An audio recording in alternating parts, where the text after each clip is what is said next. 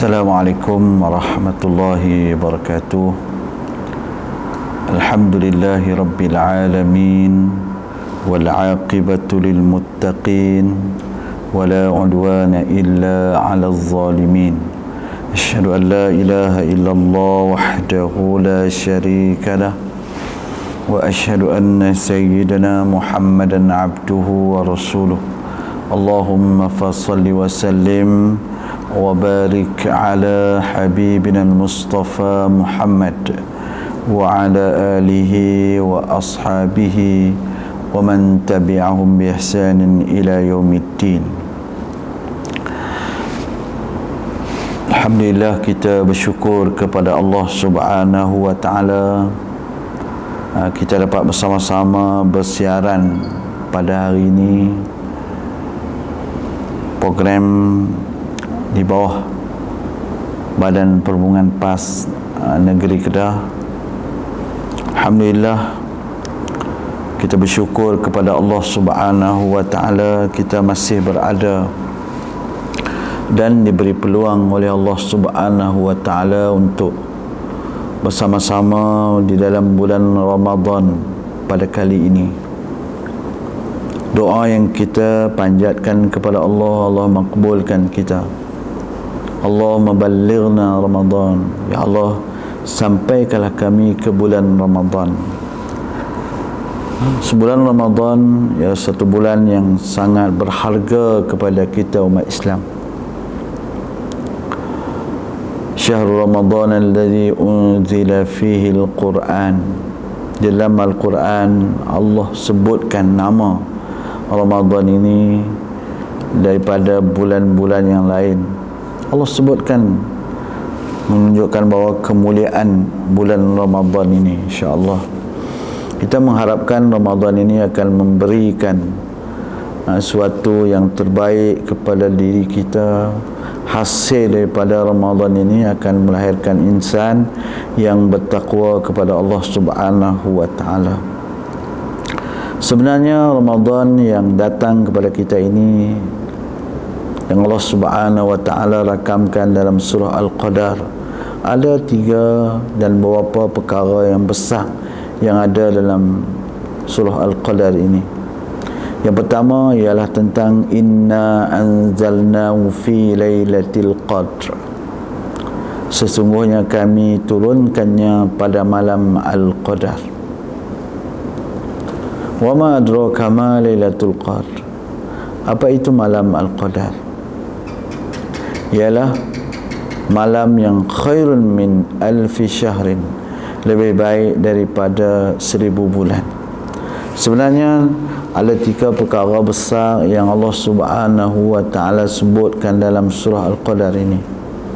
Yang pertama ialah inna anzalnahu, sesungguhnya kami turunkannya, yakni Al-Quran.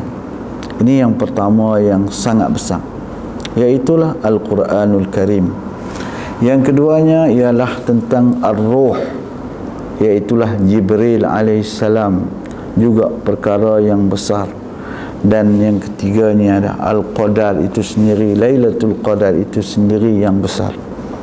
Jadi 3 perkara yang besar ini yang menggambarkan bahawa apa yang kita akan berbicara ini suatu perkara yang sangat besar. Yang mungkin saya akan sentuh ialah tentang Al-Quranul Karim. Al-Quranul Karim yang Allah Subhanahu wa ta'ala turunkan kepada kita ini pada malam yang sangat besar, iaitu malam Lailatul Qadar, dan yang membawa Al-Quran itu adalah Jibril alaihissalam, juga sangat besar. Dalam makhluk Allah Subhanahu wa ta'ala yang besar-besar ini, maka antaranya ialah Jibril alaihissalam, yang mempunyai sayap sampai 600 sayap. Ini suatu yang sangat besar. Jibril alaihissalam, satu sayap pun dah boleh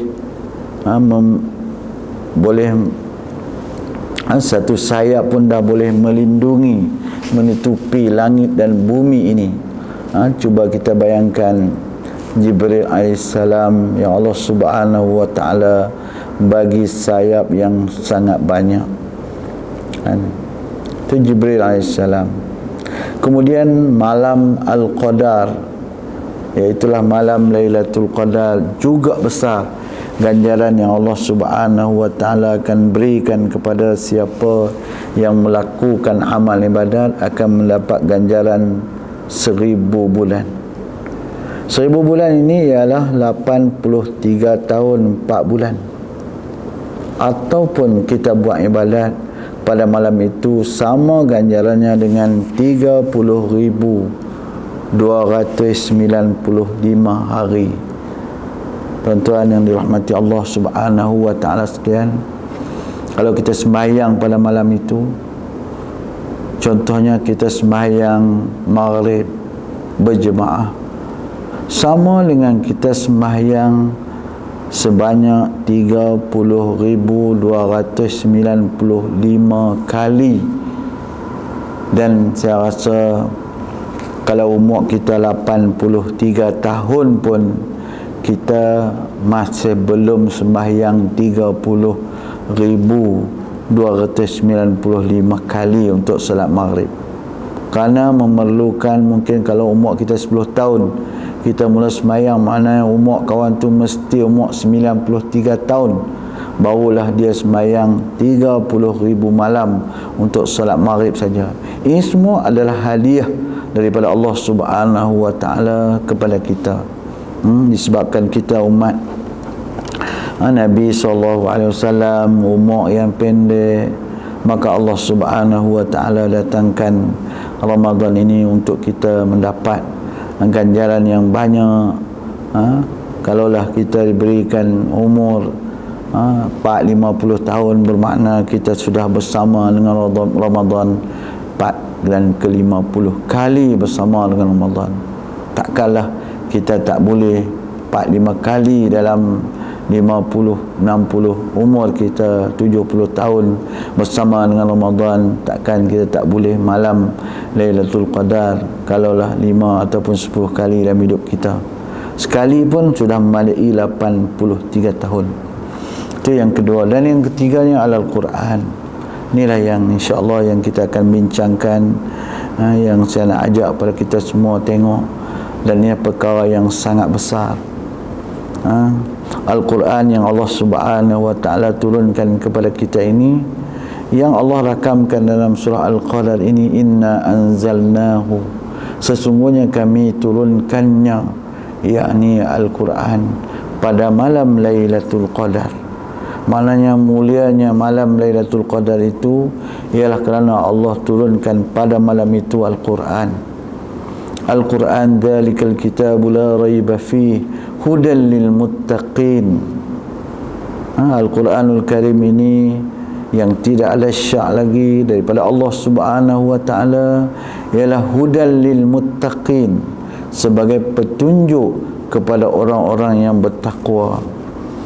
Kalau Allah Subhanahu wa taala turunkan Al-Quran sebagai petunjuk, maka jiwa dan diri Nabi itu adalah apa yang ada di dalam Al-Quran. Sebab itu bila ditanya tentang Nabi SAW, maka dijawab oleh isteri Nabi, kana khuluquhul Quran.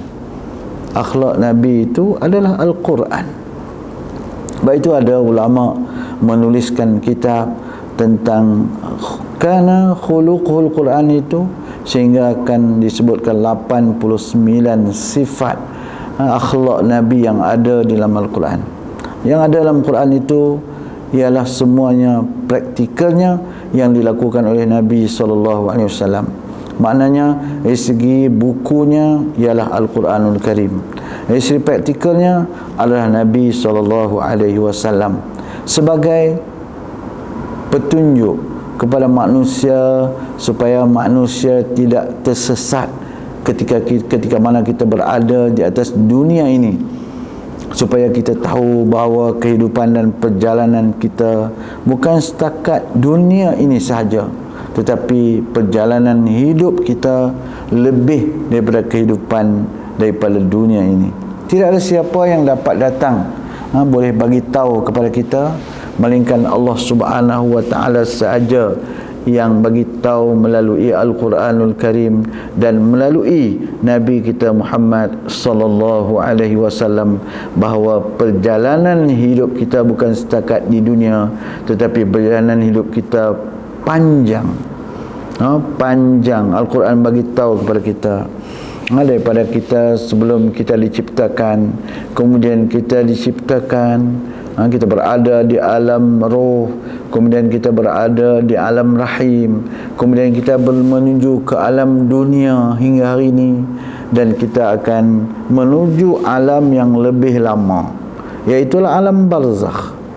Nabi Allah Adam alaihissalam, Nabi Allah Idris, Nabi Nuh alaihissalam, umur mereka, ada ulama menyatakan bahawa 5,000 tahun sebelum Masihi, 5,800 tahun hingga 6,000 tahun sebelum Masihi, ditambah lagi hari ini dah 2,000, jadi umur mereka mungkin 8,000 tahun.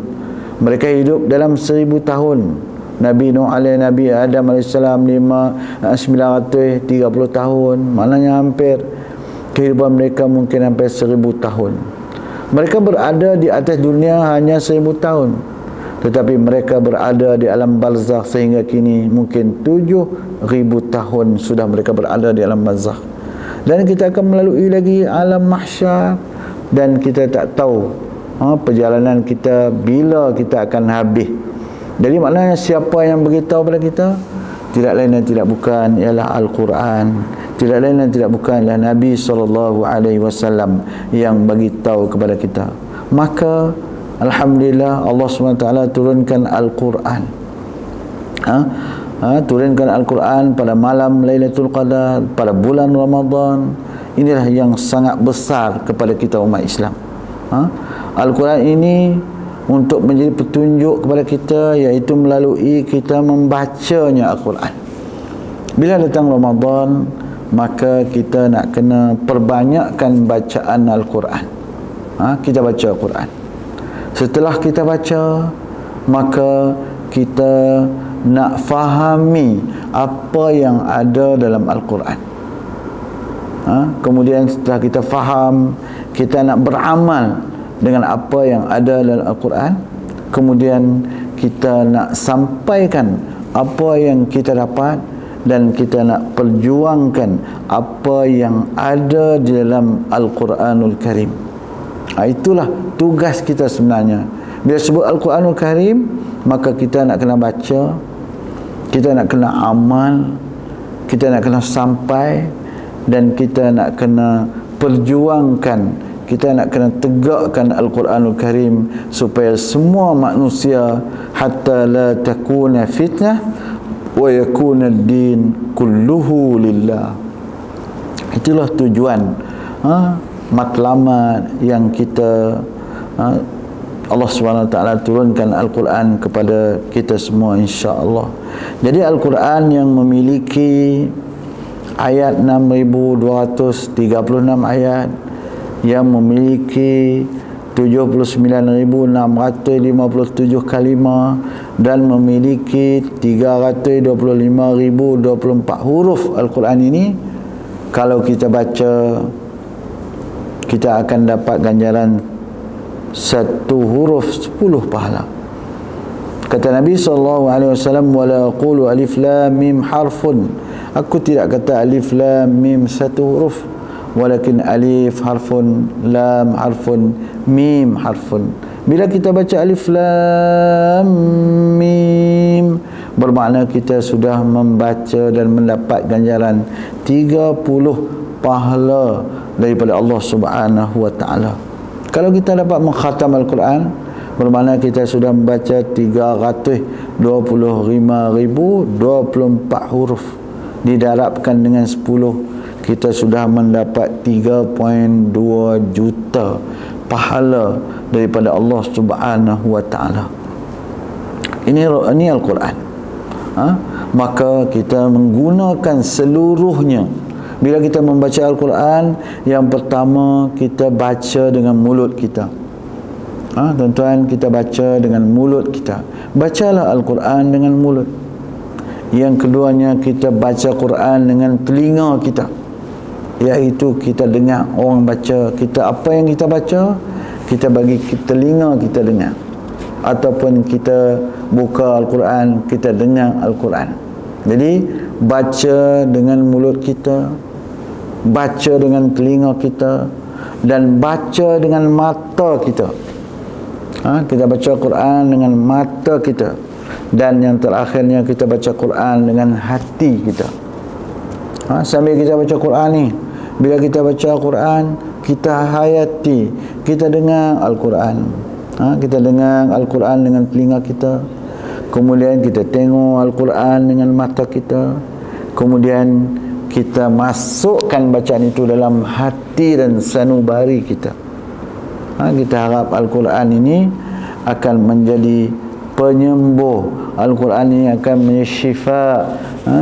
Al-Quran ini akan menjadi pembimbing kita untuk menuju kepada Allah Subhanahu wa Ta'ala.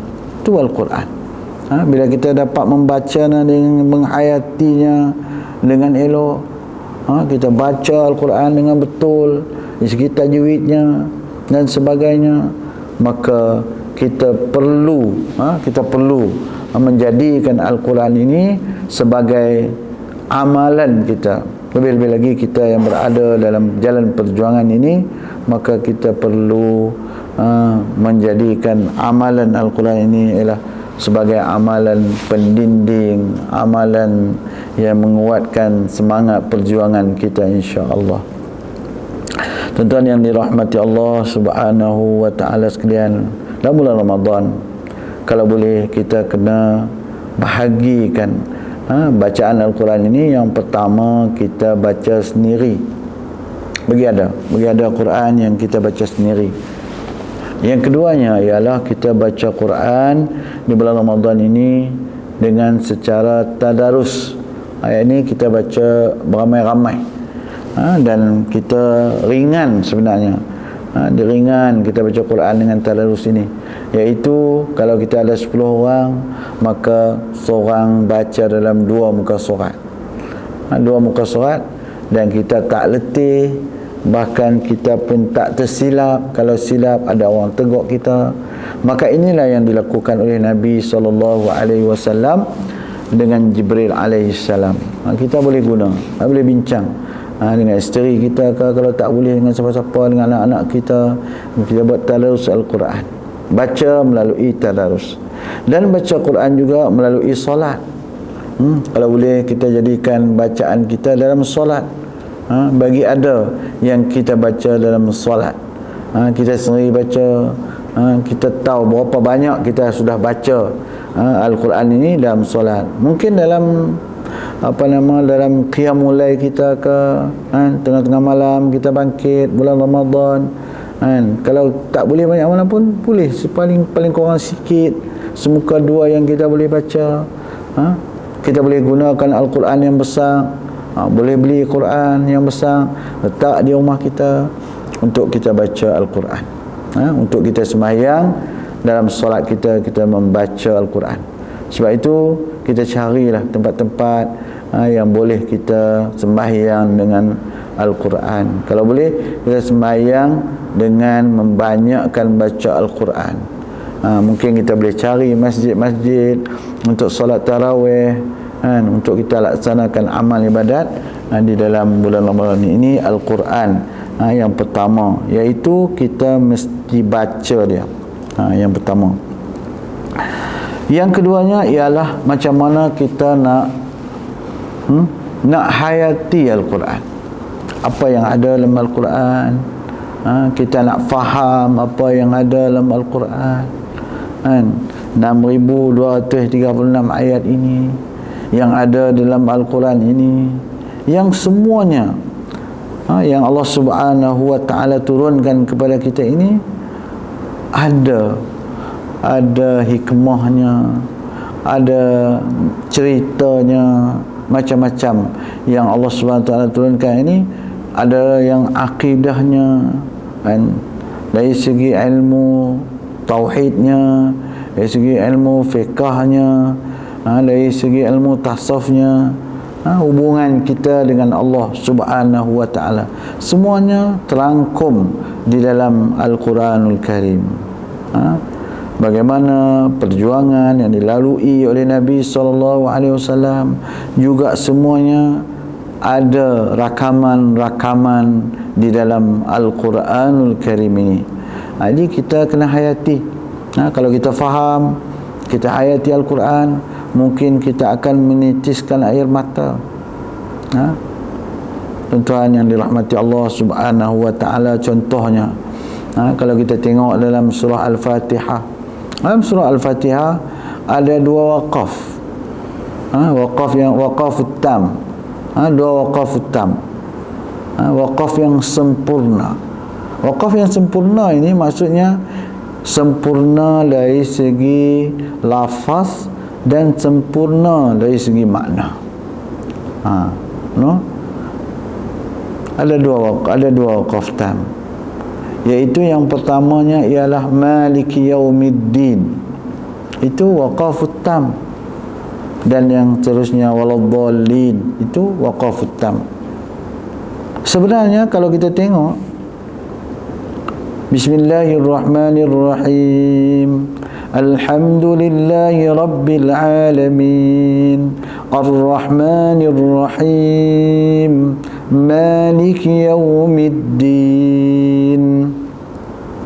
Kalau kita tengok dari segi ganti nama yang ada dalam ayat ini, semuanya ialah tentang ganti nama diri yang ketiga, iaitu yang kita bercakap tetapi dia tidak berada di hadapan kita.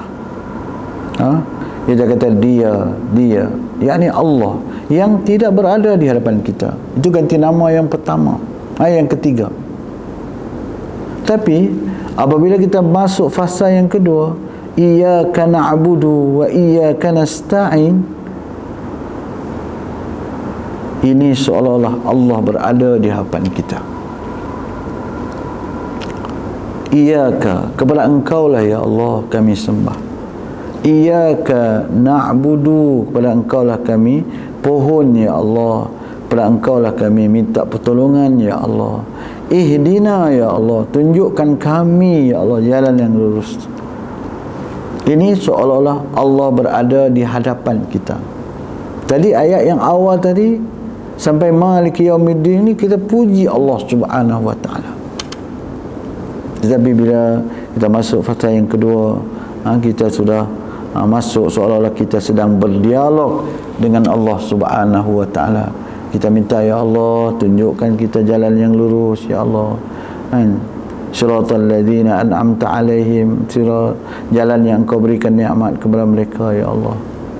Ini semua kalau kita dapat faham, kita akan berdoa bersungguh-sungguh, kerana ada dalam hadis menceritakan bahawa bila kita menyebut iyyaka na'budu wa iyyaka nasta'in, pada Engkau lah kami menyembah dan Engkau lah kami mohon pertolongan ya Allah, pada ketika itu Allah menjawab permohonan kita, wali abdi ma sa'al, kepada hambaku apa sahaja yang dia minta.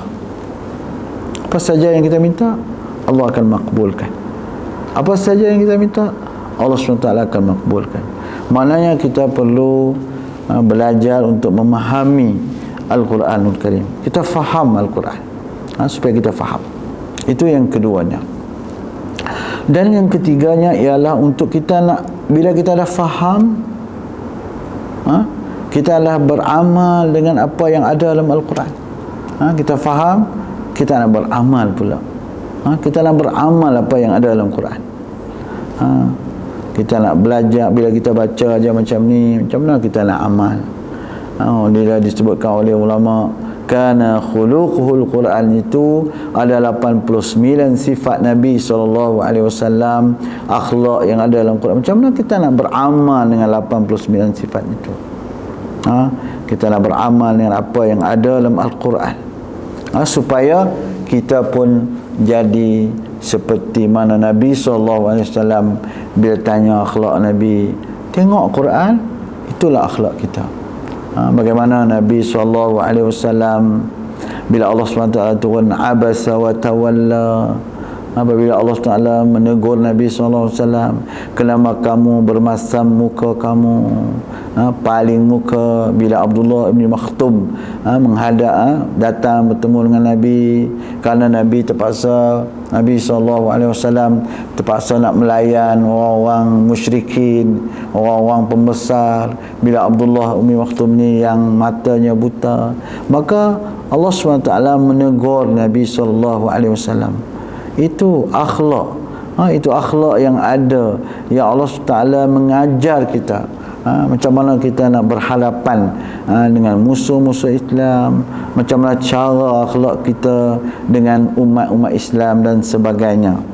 Jadi semuanya dirakamkan di dalam Al-Quranul Karim. Jadi kita nak beramal, kita nak beramal apa yang ada dalam Al-Quran. Jadi ini pun bukan perkara yang mudah. Maka apa yang ada dalam Al-Quran itu kita perlu amalkan. Itu yang ketiga. Yang keempat, bila kita dah amal, kita nak sampaikan. Kita nak sampaikan apa yang ada dalam Quran kepada orang lain. Kita bukan seorang sahaja yang yang Allah Ta'ala bagi Quran tu untuk kita. Tetapi Allah Subhanahu Wa Ta'ala kata orang yang untung, wal 'asr innal insana lafi khusr illa alladhina amanu wa 'amilus solihat wa tawassaw bil haqq wa tawassaw bis sabr. Yakni yang pertamanya ialah orang-orang yang rugi ini, orang yang tak rugi ni ialah orang-orang yang pertama illa alladhina amanu wa 'amilus solihat. Orang yang beriman dan beramal. Orang beriman dan beramal. Wa tawassaw bis sabr wa tawassaw bil haqq wa tawassaw bis sabr. Orang yang keduanya ialah berpesan-pesan dengan kebenaran dan berpesan-pesan dengan kesabaran. Jadi di sini ulama membahagikan ada dua perkara besar. Yang pertama, islah nafsak, iaitu kita mengislahkan diri kita. Dan yang keduanya ialah wad'u ghairak, mengajak orang lain. Jadi maknanya kalau kita tak mau kita dijadikan orang yang rugi ni, kalau kita tak mau kita ni orang yang rugi, maka kita kena ada dua perkara, iaitu islah nafsak, perbaik diri kita.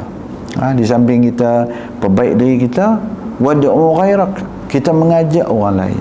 Jadi yang pertama, yang ni kita nak mengajak orang lain untuk memahami Al-Quran, mengajak orang lain supaya dapat melaksanakan Al-Quran. Alhamdulillah, kita tengok tutup guru kita, alhamdulillah ada yang pergi buka pondok kan, pergi ke tempat-tempat di pedalaman, di Sabah, Sarawak dan sebagainya. Semuanya ialah untuk menyampaikan Islam itu, menyampaikan Islam. Dan yang terakhirnya ialah Al-Quran ini kita perlu pertahankan dan kita perlu perjuangkan. Al-Quran ini bukan setakat kita hanya amal dalam rumah kita saja. Quran bukan amal di rumah kita saja. Sebab itu Nabi SAW menghadapi ujian dan cabaran yang sangat besar. Bila Nabi berpegang dengan Al-Quran, bila Nabi mengajak manusia dengan Al-Quran, maka Al-Quran kata walan tardu ankal yahudu walan nasara hatta tattabi'a millatahum. Maknanya orang Yahudi dan Nasara tidak akan redha. Kalau siapa yang bawa Islam, maka orang itu tidak akan diredai oleh Yahudi dan Nasara. Maka mereka akan dimusuhi oleh musuh-musuh Islam. Wa idh yamkuru bika alladhina kafaru liyuthbituka aw yaqtuluka aw yukhrijuka wa yamkuruna wa yamkurullah wallahu khairul makirin. Bila Nabi SAW membawa Islam, maka apa yang Nabi akan hadapi? mereka akan liyuthbituka, mereka akan tangkap Nabi SAW. Yaqtuluka, mereka akan bunuh Nabi. Yukhrijuka, mereka akan keluarkan Nabi SAW daripada kampung halaman. Maka ujian dan cabaran yang dilalui oleh Nabi SAW ini, maka perkara ini juga akan berlaku kepada kita. Sebab itu Allah Subhanahu Wa Taala jadikan Ramadan ini bukan setakat kita boleh baca Al-Quran, tapi sebenarnya Ramadan ini ialah praktikal kepada pelaksanaan Al-Quranul Karim. Peperangan yang pertama yang berlaku dalam Islam ialah peperangan Badar, berlaku di dalam bulan Ramadan. Fathu Mekah berlaku di dalam bulan Ramadan. Cuba bayangkan sahabat-sahabat, tuan-tuan yang dirahmati Allah Subhanahu Wa Taala, sahabat-sahabat Nabi terpaksa berjalan menuju ke Badar, bukannya dekat, dalam bulan Ramadan, berperang dalam bulan Ramadan. Masya Allah, golongan tentera Islam yang sedikit, kam min fi'atin qalilatin ghalabat fi'atan katsiratan biiznillah. Tentera Islam sikit, ittastaghithuna rabbakum fastajaba lakum anni mumiddukum bi alfin minal malaikati murdifin, kata Allah. Ittastaghithu, ketika mana kamu minta kepada Allah Subhanahu Wa Taala pertolongan daripada Allah SWT, bila kamu tengok tentera kamu tak ramai, musuh ada 1000 orang, kita ada 313 je, maka ketika mana kita minta kepada Allah, fastajaba lakum, Allah kata kami makbulkan permintaan mereka, maka Allah Ta'ala datangkan mumiddukum bi alfin minal malaika, Allah datangkan malaikat 1000 orang malaikat murdifin. Betul sahaja Allah Ta'ala hantar berturut-turut malaikat 1000 orang. Kalau kita pergi ke Badar, kita akan tengok kawasan yang sangat luas, satu bukit, dan bukit yang pasir, yang merelip, bukit itu macam emas. Maka itulah bukit malaikat yang Allah SWT turunkan malaikat untuk tolong tentera-tentera Islam di dalam Fathu, di dalam peperangan Al-Badar. Begitu juga dalam Fathu Mekah, bagaimana umat Islam mendapat pertolongan sehingga akan boleh dikatakan umat Islam dapat menawan kota Mekah tanpa ada tumpahan darah sekalipun. Ini kemenangan peperangan yang berlaku. 10,000 tentera Islam datang daripada Madinah, datang membuka kota Mekah. Ini satu kejayaan, satu kejayaan menunjukkan bahawa umat Islam bukan lemah pada bulan Ramadan, tapi umat Islam adalah umat yang kuat di dalam bulan Ramadan ini. Dalam peperangan Mu'tah, bagaimana sahabat Nabi yang meninggal dunia, yang syahid, 3 orang yang syahid. Yang pertama Zaid bin Harithah, yang kedua Ja'far bin Abi Talib, dan yang ketiganya ialah Abdullah bin Rawaha. Disebutkan bahawa Ja'far bin Abi Talib, Ja'far At-Tayyar, bila nak diberikan minum kepada dia, maka dia menyatakan bahawa inni sha'im. Allahu Akbar. Walaupun bukan dalam bulan Ramadan, tetapi mereka berpuasa. Inni sha'im, sesungguhnya aku puasa dan aku akan berbuka puasa dengan buah-buahan syurga insya-Allah. Allahu Akbar. Ini bulan Ramadan. Ramadan, bulan yang semangat, puasa. Ini adalah kekuatan kepada umat Islam. Dan insya-Allah Ramadan ini bukan melemahkan umat Islam, bahkan Ramadan ini akan memberikan kekuatan kepada kita semua untuk kita sama-sama beramal, bersama-sama kita melaksanakan Al-Quranul Karim. Bukan setakat kita laksanakan Al-Quranul Karim dalam diri kita, tetapi kita akan laksanakan Al-Quranul Karim dalam negara kita. Aqimu daulatal Islam fi nufusikum, sataqumu fi ardikum, dirikanlah negara Islam dan diri kita. Bulan Ramadan ini ialah bulan untuk kita mendirikan Islam dan diri kita, menjadi suatu kekuatan kepada kita untuk kita menegakkan Islam di atas muka bumi kita ini. Cabaran, pelbagai cabaran, pelbagai cabaran kita terpaksa menghadapi apabila kita berhadapan dengan pemimpin Islam yang mereka luarannya sahaja nampak Islam, tetapi dari segi praktikalnya jiwa dan diri mereka ini tidak mahu melaksanakan Islam. Ini menjadi cabaran kepada kita semua. Kita risau dengan apa yang berlaku dalam negara kita, menampakkan bahawa kepentingan besar tentang kepentingan agama, kepentingan Melayu, kepentingan Islam, kepentingan bangsa kita, ini perkara, dan kepentingan raja, ini tiga perkara yang sangat besar yang perlu kita jaga. Kepentingan agama itu utama, dan kita lihat pelbagai bentuk ancaman dari segi ancaman agama kita, ancaman kepada agama kita. Kita tak boleh bercakap dalam masjid, kita tak boleh bagi pengisian tentang apa-apa tentang agama, dan sebagainya di tempat-tempat seperti surau dan masjid dan sebagainya. Ini semua adalah perkara yang boleh menghalang kepada cahaya Islam itu sendiri. Dalam masa yang sama kita melihat program-program liar dapat dilaksanakan. Di stadium diberikan kebenaran, di masjid tidak ada tauliah dan sebagainya. Semua ini adalah cabaran, ujian dan cabaran yang dilalui oleh kita umat Islam. Ujian dan cabaran ini kita terpaksa lalui, kita terpaksa hadapi. Kerana apa? Kerana mereka tidak suka. Yuriduna liyutfi'u nurallahi biafwahihim.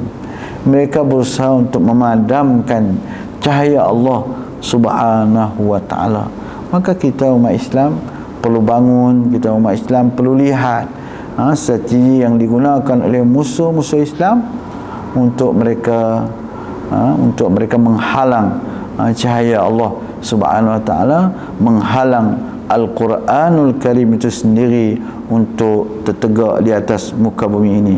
Maka alhamdulillah tuan-tuan, kita bersyukur kepada Allah SWT. Allah bagi kita 1 bulan untuk kita duduk dengan Al-Quran. Duduklah Al-Quran yang pertama dengan kita membacanya. Kita bacalah Quran dengan mulut kita, kita baca Quran dengan telinga kita, kita baca Quran dengan mata kita, dan kita baca Quran dengan kita hayati dalam hati kita. Kemudian setelah itu kita baca, kita faham apa yang ada dalam Quran, kita cari tengok apa yang ada dalam Quran, kita fahami kisah-kisah dan sebagainya yang ada dalam Al-Quran. Kita laksanakan Al-Quran dalam diri kita, kita laksanakan Quran dalam diri kita. Kemudian setelah itu kita mengajak manusia lain untuk bersama dengan Al-Quran, dan yang terakhirnya kita laksanakan dan kita perjuangkan Al-Quranul Karim lebih-lebih lagi dalam bulan Ramadan ini. Saya ucapkan terima kasih kepada pihak Badan Perhubungan PAS Negeri Kedah yang menganjurkan tazkirah Ramadan kita pada kali ini. Saya ucapkan terima kasih kepada semua yang menjayakan program kita pada hari ini, dan terima kasih kepada semua tuan-tuan sudi bersama dengan kita. Wabillahi taufiq wal hidayah. Wassalamualaikum warahmatullahi wabarakatuh.